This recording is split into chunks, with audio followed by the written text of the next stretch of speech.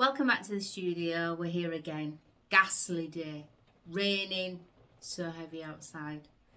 So I thought it'd be nice to make us a little hat for that summer season. I know the summer weather's on its way. And I think we need to get a hat. It's festival season.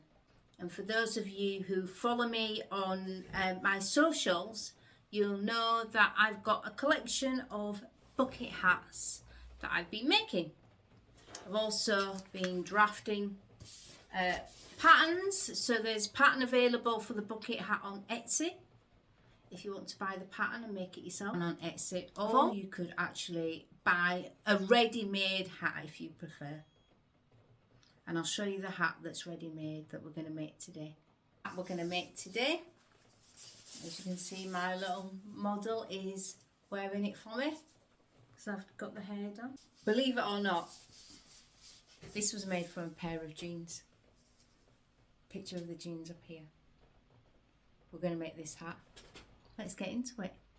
So I've picked a pair of vintage Levi's, and as always, whenever I get a pair of vintage jeans, I always have a look at the elements that I want to take from the jeans that are going to make interesting parts for the hat. These are going to be the label, the pockets, the waistband, and there's a few tools that you're going to need for dismantling your jeans. You're going to need scissors. Rotary cutters always really come in handy. A quick unpick and some thread snips as well. So our first job is to unpick all the labels on the jeans because we can use them later on.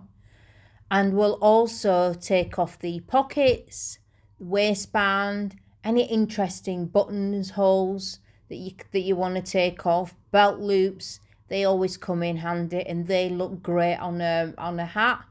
Any interesting elements that you think will suit your hat best and that you can use to the finest. Separate the trousers now. So we're going to unpick down the inside leg to separate the trousers and open the trousers to make one wide piece. We've got the upper waist and then we've got the legs separate. And from there we can start getting our pattern pieces ready together to cut out. So here's the hat. See you next time for part 2. Bye.